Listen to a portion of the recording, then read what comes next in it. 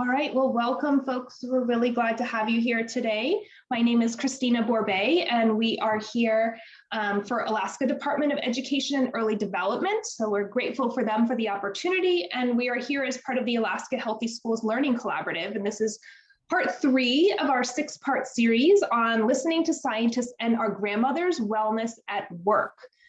So we're really excited to have you here. I'm just trying to take a look. Maybe if folks want to go ahead and put in the chat if they have participated in any of our previous sessions. And that way we'll know kind of who's familiar with what we're doing and how much we need to explain. But as I mentioned, my name is Christina Borbet, and today we're going to be talking about the savvy of self-compassion. So we'll go ahead and just kind of give you the lay of the land of why we're talking about this and how it integrates into our workplace. But we wanted to go ahead and start off with some introductions. I have been working with Alaska on a variety of school mental health projects since 2014. And it has just been an absolute pleasure to expand the scope of our focus. When we think about school mental health, I feel like we have spent so much time and investment in thinking about what does wellness look like for our students, for our young people on campus. And in the last 2 years, maybe just 18 months, there has just been this transformative shift to really think about an entire culture of care. And so I have really appreciated being able to bring additional content and additional focus to how we support our adults on campus as they are supporting our youth on campus.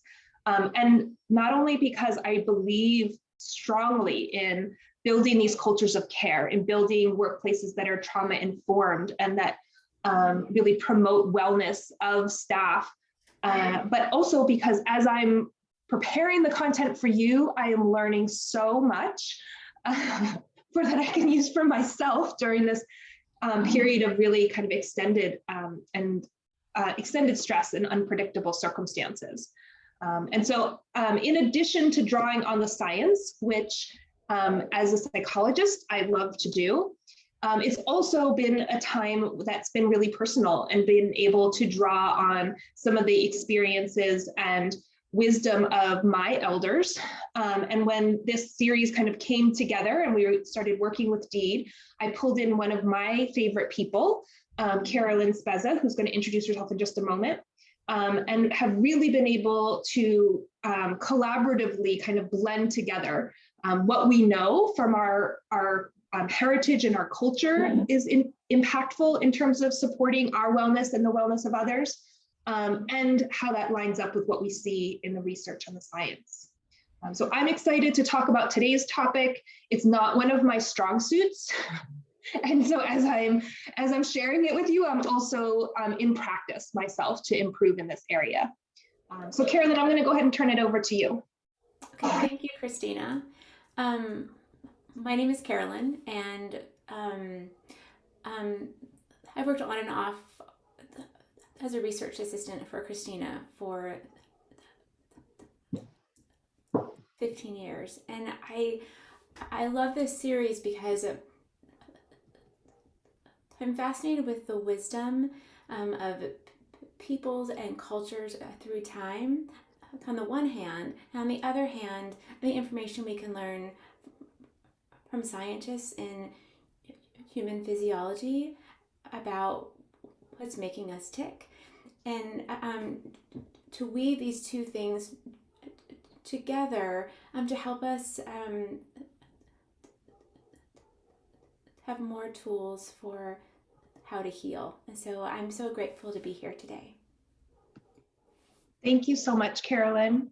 And we're going to go ahead and get things started by just kind of anchoring ourselves in this community builder. And I see that you dropped it in the chat for us. If folks want to unmute and share or put it in the chat, how have you witnessed your grandmother or other elders practicing kindness towards themselves? Does anybody want to share an example of how you have seen that demonstrated in by one of your elders?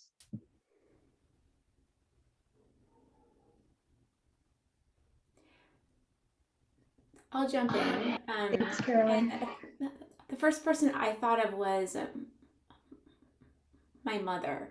My mother's one of the most generous, hardworking people that I know, but she's also has no qualms about telling everybody that she's going to spend the day in her PJs and not help anybody for one day to putter around the house. I love it. That's good modeling. I had the benefit of my Nan, who's my grandmother, being a person who talked to herself regularly and in the most kind and lovely voice. So she was making a complicated recipe or working on a program for her university. She would talk to herself and call herself by name. Her name was Daphne. And she'd be like, now Daphne, just sit here and focus and it's gonna come together. Or Daphne, I know that you did that, but really you wanted to do this. Let's try it again.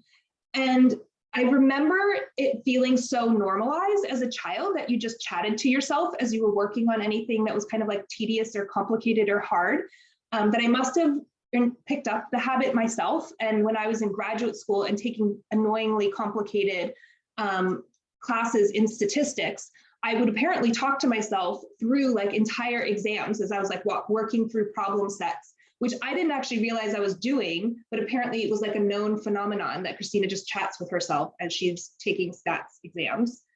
But I passed, I got my degree, so it worked. Anybody else want to share?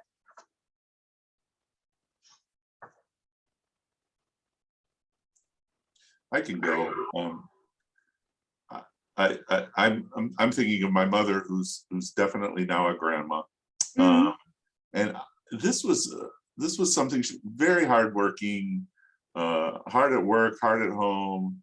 But one of the things that I really came to appreciate was that if she needed space, she would say that. She would say, I need some time to myself, and just being explicit like that was just helpful. I think, when kids are running around and want everything, that she could draw that boundary, and it was just, I think, healthy for her and really healthy modeling for us as well. Thank you, Pat. Thanks for sharing. I'm going to go ahead and move us forward, Carolyn, unless there's anybody else who indicated they wanted to share. Okay. So I think a number of you have participated in these sessions before. So we like to do the setup and let folks know why this is important. And also we don't want to be too repetitive. And so we're going to do a different variation today. But I wanted to just highlight for folks that we do have a 6-minute introduction that really talks about how we connect the science of wellness and these specific wellness practices to our workplace cultures of care. And so Carolyn's going to go ahead and put the link to that video in the chat so that if you missed it or you just love it so much you want to watch it again and again, you can access that. But for today, we're going to go ahead and hopefully advance slides so that we can go through some of the setup here. So as I mentioned previously in the series, we've noted that there's one thing that we have in common, and that's living in these bodies of ours and striving to be human with health and vitality and to live lives of meaning. We've also discussed how both scientists and our grandmothers hold understanding for practices that help mitigate stress in our lives, right? So we all have stress in our lives, but how do we mitigate that so it's not impacting our health and our vitality? And also thinking about how do we deal and cope with that in the short term, and then also far into the future in the long term in terms of how it impacts us. And we know from the examples that we've shared so far that in addition to the many kind of buffers that we can incorporate, some really common ones are to utilize ceremonies, rituals, and time with community to create buffers against the impacts of stress. And we're going to talk more about that today.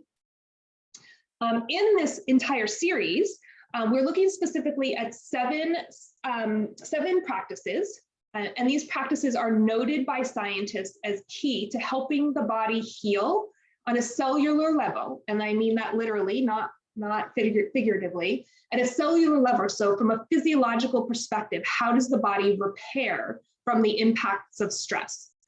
And in the prior two modules, we focused on information about the value of quality sleep, being the key to everything else, and the value of supportive relationships. So we have those available for you if you missed them. And then we have the remaining 5 practices. So mindfulness and meditation, mental health practices, which really kind of cover a broad area, exposure to nature, physical movement, and nutrition. And so we wanted to also just highlight quickly for you all that these particular, I know this shows up in a lot of different ways, but in particular, we wanted to note for you that in California's Office of Surgeon General, these particular strategies are being cited as really useful in helping children and their parents heal from adverse childhood experiences. We know that these buffers to stress are so basic to our human health, and they're potentially useful to all of us, that we wanted to go ahead and bring them to you as an introduction and share more. And so what we're really thinking about as we build these cultures of self-care and these cultures of collective care is slowing down and kind of learning the basics of how do we take care of ourselves as human beings. Today's session, we're kind of doing a combo. We are going to weave together stress buffers around mindfulness and around mental health. In particular, we're focusing on self-compassion as a tool to better care for ourselves and for one another. We're going to focus on self-compassion because we know that this practice is often highlighted in literature as a really effective workplace practice. And that's kind of the context that we're speaking in, although it's going to apply whether you're in the workplace or any place else. We also just wanted to note for you all that there are so many ways to approach the stress buffers that are mindfulness and improving and investing in mental health. So today we're just focusing on one particular strategy. We also just wanted to note, since there's kind of so much emphasis on what does the research say and is this science-based, we wanted to just take a pause and honor our many grandmothers out there, all of our elders who don't give a hoot about the research, and they have this kind of intuitive understanding of the value of things like being kind to ourselves. So we heard some examples of that already today. So let's talk about what are the objectives of our session. So in today's session, our objective is to make sure they can better understand how self-compassion supports brain function. Again, we're really thinking about wellness from a physiological perspective. We're going to focus on choosing strategies to support yourself and your colleagues in promoting or prioritizing self-compassion. And then we're going to consider how caring for human needs can help buffer stress from impacting health. I also just want to point out, I think it's a particularly timely session as we kind of launch into a very busy time of year where we can put a lot of expectations on ourselves, potentially be in contexts that can feel additionally stressful. And so making sure that we have some savvy around self-compassion is useful all the time, and maybe in particular during certain seasons. So why don't we go ahead and get started? I wanted to just start with an example to kind of level the playing field for all of us, because I know when we hear about self-compassion, we might have our own reactions to what that means or what its value is or how it shows up in our life. So let's start with thinking about a newborn baby, right? So if we have ever had the opportunity to observe with delight a newborn baby looking all cute and snuggly, sometimes you'll see all of a sudden that baby will smack themselves in the face. And when they do that, you can almost see the shock on their face, right? They just kind of like look around and they're like, what? Who did that? How did that happen? Right? They don't have that self-awareness, right? That it was their own fist or their own palm or their own finger that jabbed them in the face. So they'll look around and kind of wonder, and then kind of settle down and look all calm and snuggly and cute again. And then, because we know motor control isn't their strength right then in the development, they might smack themselves in the face right again.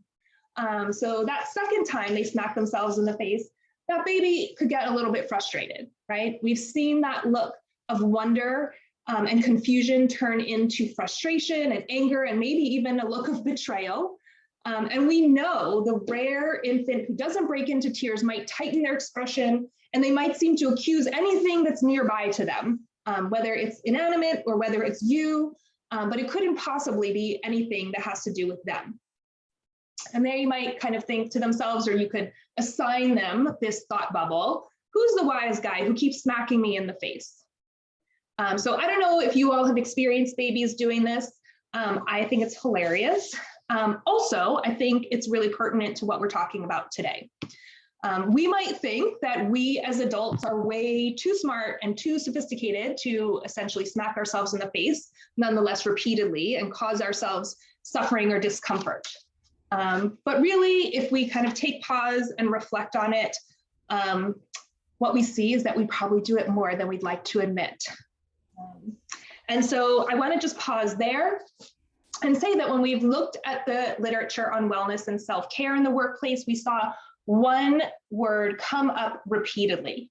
So again and again in the literature that we looked at for what is an effective strategy to help buffer from stress, from leading to these harmful health outcomes in the near term and the short term, what we recognized is that coming up and again is this concept of self-compassion.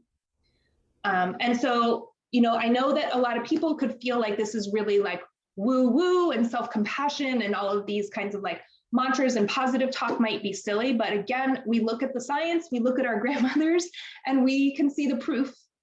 We can see the proof that it really does an excellent job in helping us not smack ourselves in the face. And so what we wanted to bring to you today were some really concrete pieces of information to help put it in context. We know, for example, that the research shows teaching employees in a stressful workplace self-compassion strategies results not only in their own increased well-being, but it decreases secondary traumatic stress and it decreases reported burnout. And we know for all of us working in school and education context right now that that's huge. So again, we're really excited about kind of bringing you this content, linking it to why it's impactful, and then linking you to some practices that you can incorporate into your own practice. So I'm going to pause here and Carolyn, invite you to go ahead and move us forward. Okay. I'm just going to share my screen here. I really like when things can be put into boxes, and so I'm grateful for Kristen Neff that's developed 3 pillars of self-compassion. So Kristen Neff is widely credited as being a pioneer in the field of empirically studying self-compassion in the West. So in the next slide, we're going to listen to one of her 5-minute guided practices to show us self-compassion. And then next, we're going to dive into these 3 pillars more. But just to give you a quick summary, number 1 will be considering where you're at in this moment. Number 2 will be how that's very common for humans, and that links you to other humans that are dealing with the same thing, or just having hardship too. And number 3 is this reminder to be kind to ourselves. So I'm going to move us forward. And so this is going to be a 5-minute guided practice for Kristen Neff to take us through these pillars. And to begin the talk, Kristen Neff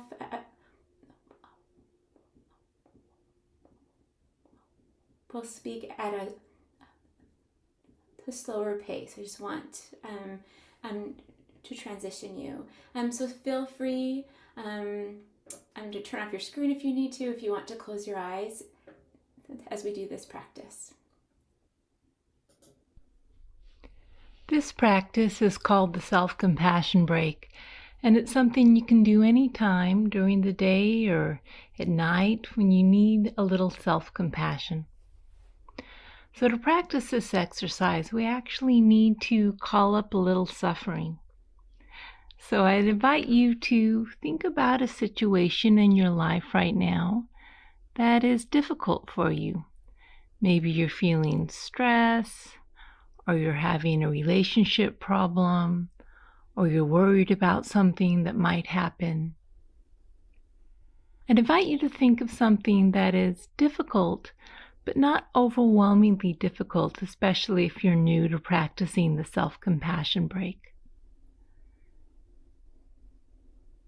So finding a situation and getting in touch with it. What's going on? What happened? Or what might happen? Who said what?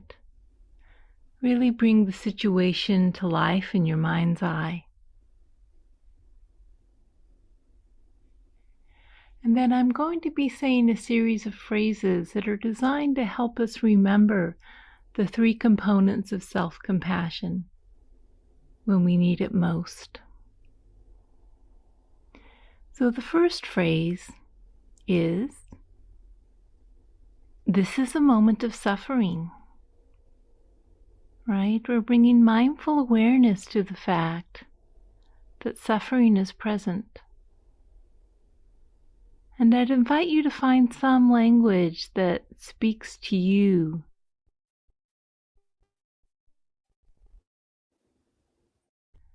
Something like, this is really hard right now, or I'm really struggling. We're actually turning toward our difficulty, acknowledging it, naming it. This is a moment of suffering. The second phrase is, suffering is a part of life. Okay, we're reminding ourselves of our common humanity. Suffering is a part of life. And again, finding language that speaks to you. It may be something like, it's not abnormal to feel this way. Many people are going through similar situations. Right? The degree of suffering may be different, the flavor of suffering may be different, but suffering is a part of life, part of being human. And then the third phrase is, may I be kind to myself in this moment. And to support bringing kindness to yourself, I'd invite you to perhaps put your hands over your heart or some other place on your body that feels soothing and comforting. Feeling the warmth of your hands, the gentle touch. Letting those feelings of care stream through your fingers. May I be kind to myself. And using any language that supports that sense of kindness. Perhaps language you would use with a good friend you cared about who was going through a very similar situation. You know, it may be something like, I'm here for you. It's going to be okay. I care about you. You can even try using a diminutive if that feels comfortable. You know, oh darling, I'm so sorry. Or you can try calling yourself by your first name. Anything that feels natural to express your deep wish that you be well and happy and free from suffering.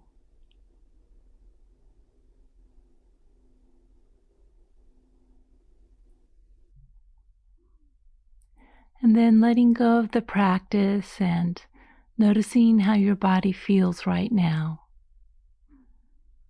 Allowing any sensations to be just as they are. Allowing yourself to be just as you are in this moment. So we're going to move on to the next slide. Christina just put in the chat a link to both this guided practice on Kristen Neff's selfcompassion.org website,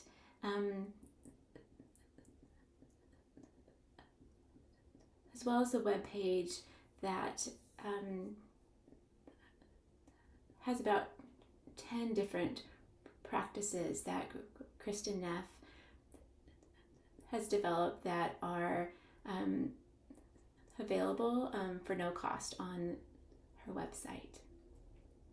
So we went back and forth. Sorry, This practice is called the back and forth, trying to decide whether to take you through the specifics of Neff's 3 pillars of self-compassion, or to give you the experience first, and then we would talk about it. So this is more of a deeper dive into the pillars. So the first is when she said, to begin with, I'm saying this is a moment of suffering. And that's based on just bringing some mindfulness to the moment to help us realize when we're ruminating, but also to label it to help us to make sense of how we're feeling. So you can also change that to fit your language, whether you want to say this sucks, or this is hard, or some other ways.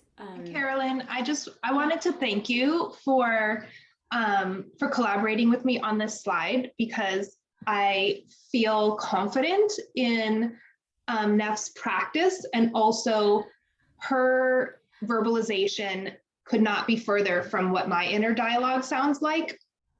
And so Carolyn was kind enough to add my translation of her terminology into what it sounds like in my head. And it really helped me actually to learn the practice by recognizing, well, and she does a good job, and Carolyn, you did an excellent job of making the case. Like, why is this self-talk? What's the purpose of it? Okay, it's to help us label it and just, start with awareness. And I just want to encourage folks who don't resonate either with the tone of voice or with the language to do the translation process. So you'll see my translations are underneath how Neff's version of it. I don't necessarily recommend mine or hers. I just want everyone to know it's possible to just phrase it in what feels like more natural language.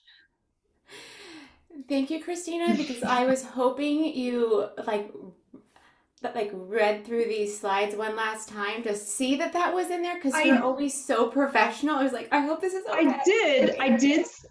I was a little surprised when I saw it in there, and I was like, maybe I should take that out. And then I thought, no, I'm going to leave it in there and keep it real. Like, that's what it sounds like in my head.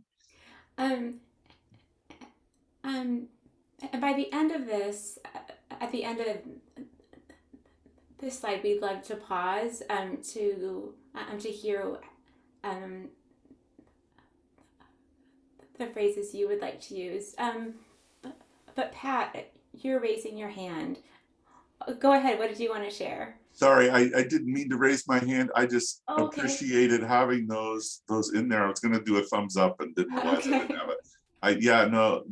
That translation is really helpful for me. Thanks. So the second one was when Neff, she said, suffering is a part of life. It links me to others and what it means to be human. Or you can translate that as we all go through hard times. It connects me to those that are also struggling. And this is to tap into this common sense of humanity, and this idea that this literature that's coming out from the scientists, but I know our elders, they've known this for generations, that when we feel connected, that it can change the physiology of the body to calm the stress response system and to help us feel safe, to release oxytocin, which can further begin to lower our stress. And so when I do this one, I normally will add a third sentence to specifically talk about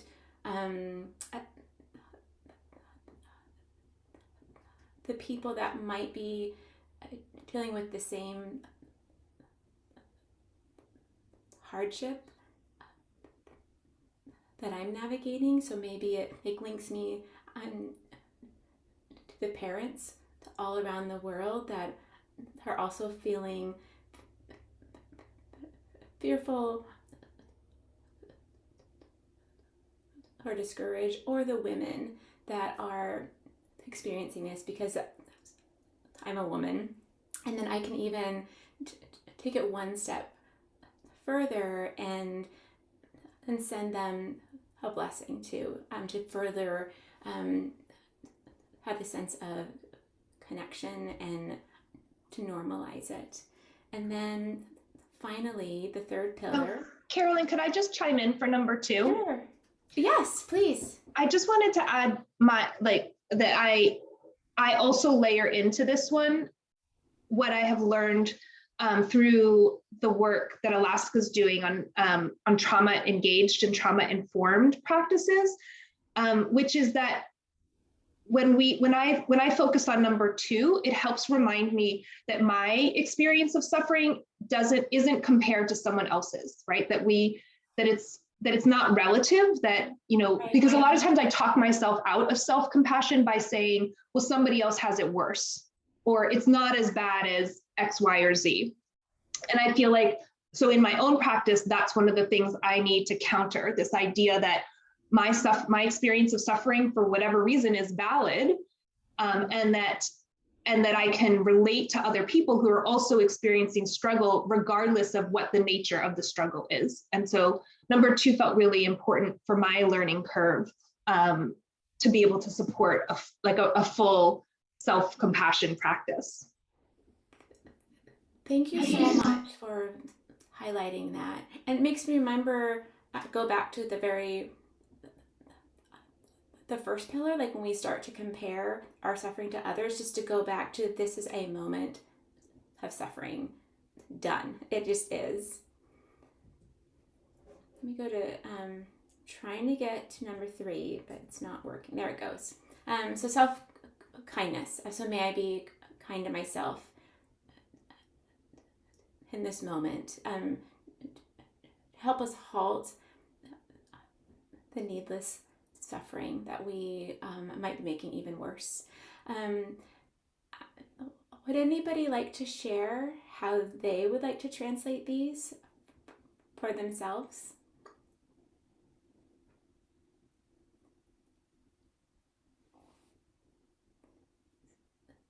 So feel free to share your ideas in the chat as we move along. I'll go ahead. So Christina said, you can also say, girl, you got this. I love that. Thank you, Christina. So in the book, The Whole Brain Child, Daniel Siegel and Tina Payne Bryson, they talk about this concept that so when we feel confusion or when we're suffering, that the brain is built to make sense of it, to create order. So it's really normal to constantly be trying to figure out the answers. So why am I feeling like this? And it's normal to ruminate, because that's what the brain's trying to figure it out. And so Nest's 3 pillars could be a way to put the puzzle pieces together. To begin with, this is a moment of suffering.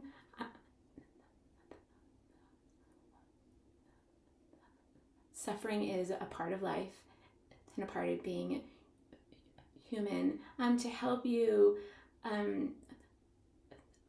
identify why you feel so miserable. And then pillar number 3, may I be kind to myself in this moment, provides a path forward. And this is very different from what we oftentimes will say to ourselves. I'm not going to read these. I don't want to reinforce them, but I think we all,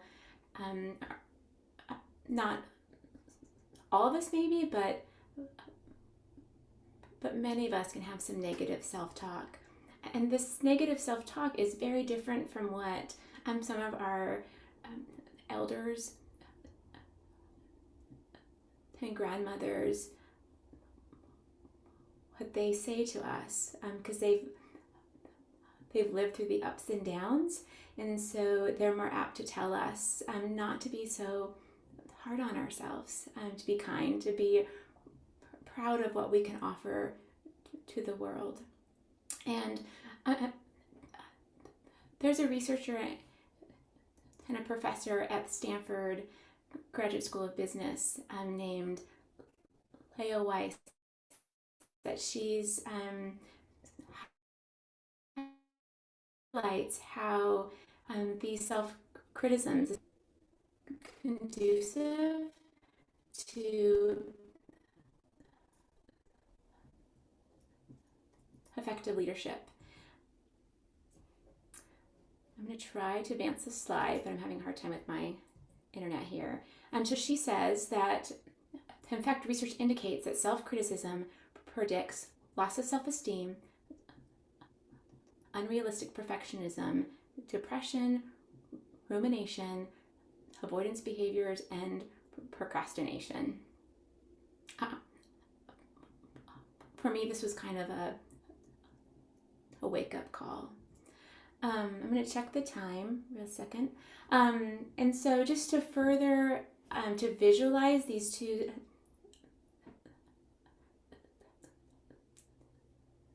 sides for you, the self-compassion versus the self-judgment, here's some more information. So self-compassion can help us to dip from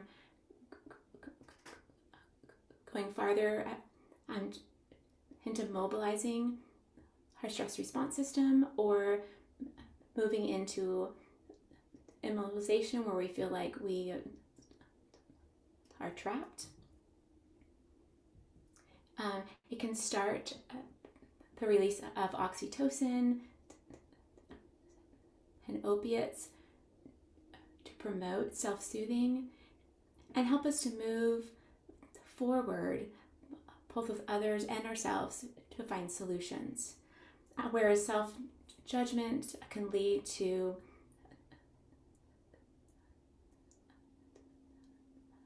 excessive self-talk, like we talked about on the last slide, and the further release of adrenaline and cortisol.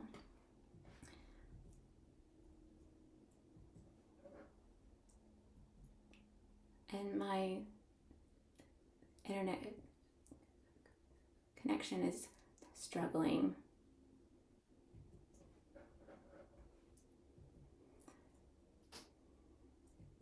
I'm still trying to move the slide, sorry.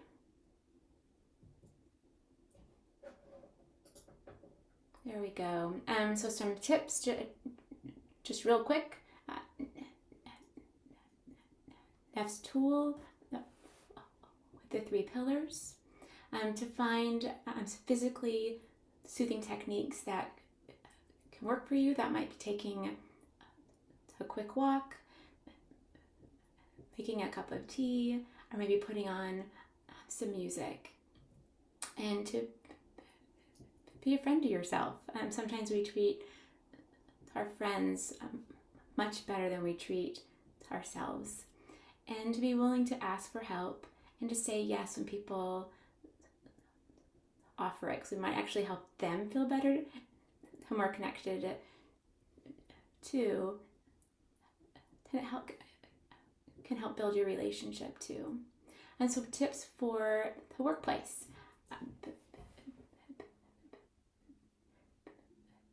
Be an example of a person that can take a break and maybe go for a walk. You can lend a hand to somebody that's under a tight deadline. I have a sense that this group probably already does that. To be willing to listen with compassion, or when you know somebody's dealing with a very difficult work situation, to check in with them and maybe say, I can't hear your self-talk right now, but I hope you're being kind to yourself. Finally,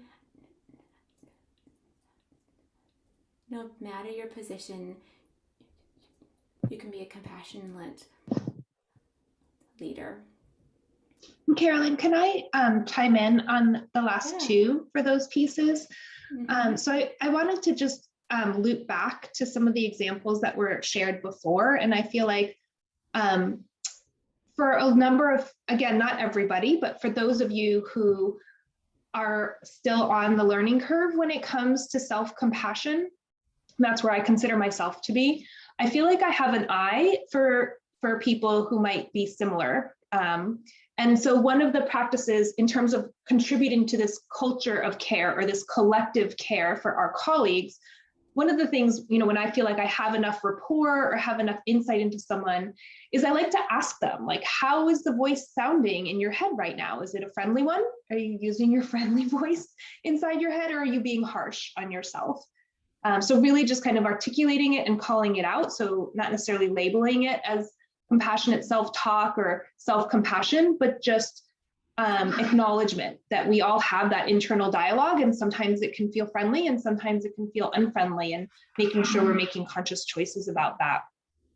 And I feel like the same thing comes up again in terms of being, if we're in a leadership position, or even if we're just in a peer role modeling position, in addition to the experience I described before, where as a child, I heard my grandmother speak to herself out loud in a kind voice, I have also witnessed peers and colleagues speak out loud to themselves in a hard voice, right? So when people kind of, are growling at themselves, or like, oh, gosh, Christina, I can't believe you did that, where it's externalized. And so kind of thinking about how can we show up for that person and potentially redirect them to be more kind to themselves, or to role model what it looks like to use the kind self-talk out loud, even in frustrating situations. Like, well, that was a mistake, but we're going to get through it and move forward, Christina.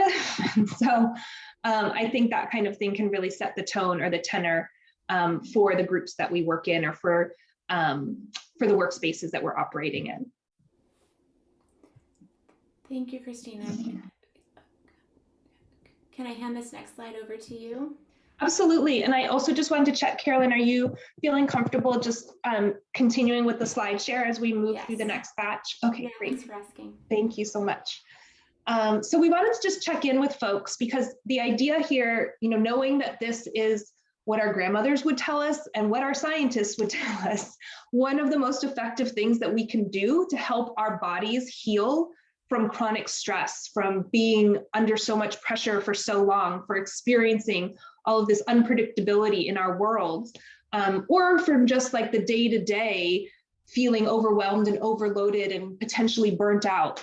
If we know that one of the most effective things that we can do for ourselves is to be compassionate to ourselves, what Carolyn and I want to do is make sure that you can put this into action.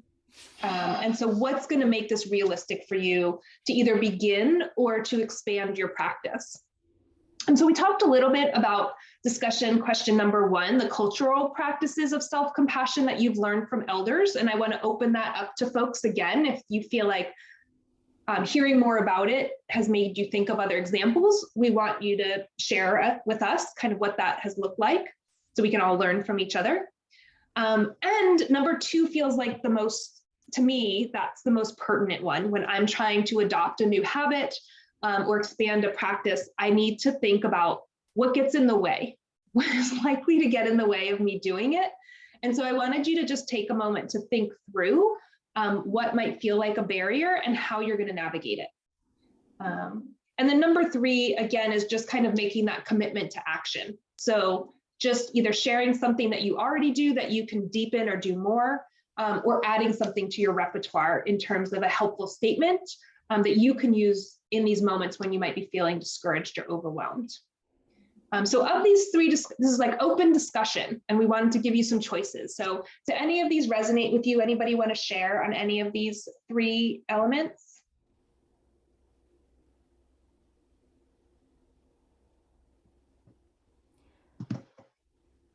So while you're thinking about jumping in to chime in and share, I just wanted to say that, like, if this feels like it's too much, that for me, the piece of this that I use the most is just the sentence, "This is a moment of suffering." And there's times when I take a walk because I'm angry. And it's amazing how if I just keep telling myself that this is a moment of suffering, and I oftentimes will say, maybe be gentle with myself and others, it really makes a difference. I'm just amazed. I just need to do it far more often. But does anybody else want to chime in?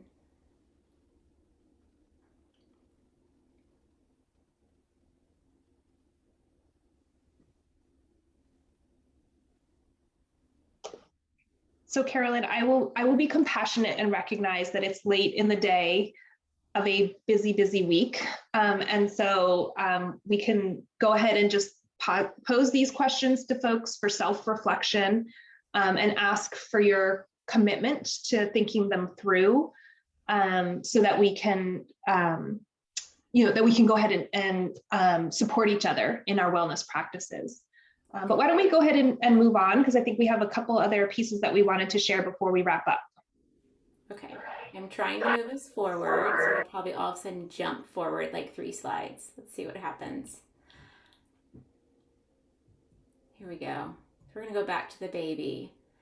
So next time you feel like you've been smacked in the face, make sure it's not you that's causing the pain. Instead of being harsh with yourself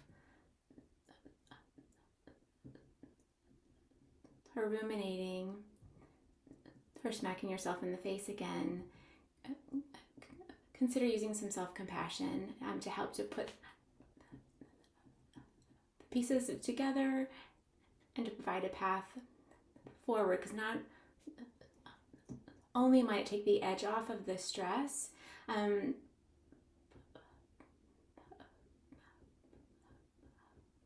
but it might actually be more effective in helping you to navigate a difficult situation. Christina, can I hand it back to you? You can, and I just want to say I love how the baby becomes a grown-up by the end of our session. Thanks to the illustrator for that. But again, we just want to anchor this in, like, what is the point? Like, what are we doing here? And we just, again, want to emphasize today and in this series that if you are human, and if you're watching this, you probably are, that it's okay to take care of yourself, and that self-compassion as a habit in your life is one of the best ways that you can do that. And we wanted to also just note that it's not just you that stands to benefit. So if you're thinking about, like, should I do this? Do I deserve it? Will there be time? It's not just you that reaps the benefits. We believe that you do deserve that support and the opportunities to heal from stress as needed. And we know that you believe that because you believe it for the children and youth that you serve in schools. And so we know that you being kind to yourself is likely to benefit other humans, colleagues, students, family, friends. And we know that doing this together, that we can build and continually reinforce infrastructure for a collective care model. And that in order to create a culture where you tend to your basic human needs at the same time that you're supporting the wellness of our students, right, that we need to take care of each other. And so building this infrastructure for collective care rests on a foundation of healthy and effective workplace systems. And so we want to tie this back to kind of what's happening there. And just to kind of sum us up, that, as I mentioned in the beginning, this is part of a multifaceted series on wellness that our grandmothers and our scientists promise us are going to help us recover when we're feeling overwhelmed, are going to help buffer us as we face each new day. And so in this basic review of how you can nurture your mental health with some self-compassion, we want to just be mindful that within the mental health and the mindfulness component, there are additional practices, and we are available to share additional resources on that with you. But we also want to kind of mention that it's one stress buffer for you to consider as we turn to science and the wisdom of our grandmothers that will help us take care of ourselves and one another in stressful times. But there are a total of 7 practices. And so we are covering a number of them in this series because we want to support you in your efforts to be a human who's living with health and vitality. So what we're going to do next at our next session is to focus on the stress buffer that is about experiencing nature. So calming our nervous systems by noticing nature, which sounds like it might be really obvious, but we get into some really awesome information about how exposure to nature and engagement in nature really shifts the paradigm in terms of our physiological responses to stress, and how you don't actually have to be in real world nature to reap the benefits of exposure to nature if that's not an option for you. So that's going to be Tuesday, December 7th, same time, same place. That's part 4 in our series of listening to scientists and our grandmothers' wellness at work, and we look forward to seeing you there. And before we wrap up today, I did just want to note that, as always, we have the research references and also some of the grandmother references available to you. So if you want the slide deck, it's going to be available on the website, and you can look at the research yourself if that's something that interests you. But I want to pause there and see if there's any questions, input, recommendations, or requests for us, for any of us.